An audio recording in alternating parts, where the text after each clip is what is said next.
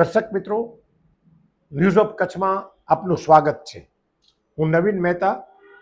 જોઈએ આજના સમાચાર। ઇલેક્શનની ડ્યુટી કર્મચારીઓ માટે ઘણી વખત બોજ બનતી હોય છે, અથવા તો ઇલેક્શનની ડ્યુટીથી નવા કર્મચારીઓને થોડી ગભરામણ થતી હોય છે, કારણ કે ફિલ્ડમાં કેવા પ્રસંગો બનશે તેનાથી તેઓ અજાણ હોય છે।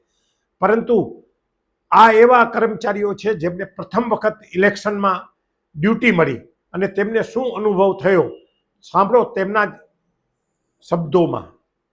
સમગ્ર ગુજરાતમાં તાલુકા પંચાયત અને જિલ્લા પંચાયત તેમજ નગરપાલિકાઓની ચૂંટણીઓ યોજવામાં આવી, જેમાં આવી કાળઝાળ ગરમીમાં પણ પ્રિસાઇડિંગ ઓફિસર તથા પોલીસ ઓફિસરની ટીમે સફળ રીતે કાર્ય કર્યું અને તેમાં મુન્દ્રા તાલુકાના પોલીસ અફસરોએ પોતાને મળેલ ઇલેક્શન અંગેની ટ્રેનિંગ તેમજ ઇલેક્શન પ્રક્રિયામાં પોતાના કાર્યની પ્રતિભાવો રજૂ કર્યા હતા। નમસ્કાર, મારું નામ સંધ્યા છે અને હું એક શિક્ષક છું।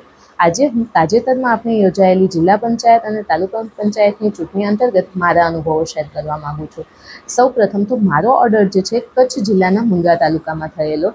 પહેલી વાર જ્યારે ઓર્ડર થયો તો થોડો ડર હતો, કેમ કે નવા છીએ, ચૂંટણી પ્રક્રિયા કઈ રીતના હોય કશો જ ખ્યાલ ન હતો। ત્યારબાદ અમારી ટ્રેનિંગનું આયોજન કરવામાં આવ્યું। અમારી ટ્રેનિંગ 2 તબક્કામાં હતી। પ્રથમ ટ્રેનિંગમાં અમને ખૂબ જ સરસ રીતે ગઢવી સર દ્વારા પીઓની તમામ કામગીરી સમજાવવામાં આવી, જેમાં 4 કેન્ડિડેટને સ્ટેજ ઉપર બોલાવી અને લાઈવ એક ચૂંટણી પ્રક્રિયા જેવો માહોલ તૈયાર કરી અને પીઓ 1ના ટેબલથી લઈ અને 4થા ટેબલ સુધીની બધી જ કામગીરી છે એ બધી જ ઇન્ડિવિજ્યુઅલ કામગીરી ડિટેલમાં સમજાવવામાં આવી। ત્યારે થોડો કોન્ફિડન્સ આવ્યો અને આખી જે પ્રક્રિયા છે એ સમજાવી।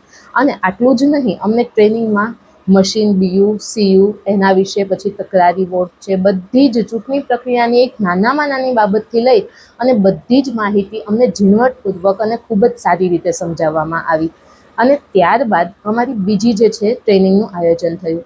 આ બીજી ટ્રેનિંગના આયોજનમાં અમને બીયુ અને સીયુ સાથે કઈ રીતના કામ કરવું, સીલિંગ પ્રક્રિયા જે છે એ બધા જ જેટલા ટેગ છે એ બધા ટેગ વિશે માહિતી આપવામાં આવી। ત્યારે એવું લાગતું હતું કે આ બધું તો પ્રિસાઇડિંગ માટે છે, અમારા માટે શા માટે એટલું જરૂરી છે? પણ જ્યારે ફિલ્ડમાં આવ્યા, જ્યારે ઓર્ડર થયો, અમારી ટીમને મળ્યા, ત્યારે ખ્યાલ આવ્યો કે આ વખતે ઘણા બધા નવા લોકો હતા કે જેમને ફરજ ઉપર હતા।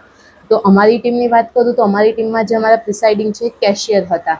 તો અનુભવ કોઈ પાસે નહોતો, બધા જ નવા હોવાને લીધે અમે બધાએ આજે ટ્રેનિંગ દરમિયાન જે માહિતી અમને શીખવવામાં આવી એ બધાએ ઉપયોગ કરી અને એક ટીમ વર્કમાં કામ કર્યું। અને ત્યારે સિરિયસલી યાદ આવ્યું કે ટ્રેનિંગમાં સારું થયું કે આટલું ડિટેલમાં અમે જે સીલિંગ કઈ રીતના કરવું, બીયુ અને સીયુ સાથે કઈ રીતના કામ કરવું, બધા જે ફોર્મ્સ છે કઈ રીતના ભરવા, એ સરસ રીતે સમજાવ્યું। તો અમે આટલી સારી રીતે શાંતિપૂર્વક બધી જ કામગીરી કરી શક્યા। અને ડિસ્પેચિંગ સેન્ટર અને રિસીવિંગ સેન્ટરની વાત કરીએ તો ડિસ્પેચિંગ સેન્ટરે પણ અમને બધાને અલગ અલગ રૂટ વાઇઝ અલગ અલગ રૂમ ફાળવેલા હતા। ત્યાં પણ અમારા જે ઝોનલ શ્રી છે એમનો અને આખી જે ટીમ છે એમનો ખૂબ સારો સહકાર હતો। પ્લસ જ્યારે રિસીવિંગ સેન્ટર પર આવ્યા ત્યારે પણ ખૂબ ઝડપીથી અને ખૂબ સારી રીતે બધાની મદદથી ફટાફટ કામગીરી થતી હતી અને બધા એકબીજાનો હેલ્પ કરતા હતા અને બધાનો સહકાર ખૂબ સરસ હતો। ઝોનલ શ્રી, ગઢવી સર અને આખી જે ચૂંટણી પ્રક્રિયા જે છે એમાં જેટલી પણ ટીમ કાર્યરત હતી બધાનો ખૂબ ખૂબ આભાર। અને પ્રક્રિયા જે છે એ ખૂબ સારી રીતે પૂર્ણ થઈ અને મારા અનુભવો ખૂબ સારા રહ્યા। દર્શક મિત્રો, આજે 29 એપ્રિલ 2026 આ હતા આજના સમાચાર। આવતીકાલે ફરી મળશું, ત્યાં સુધી મને રજા આપશો। નમસ્કાર।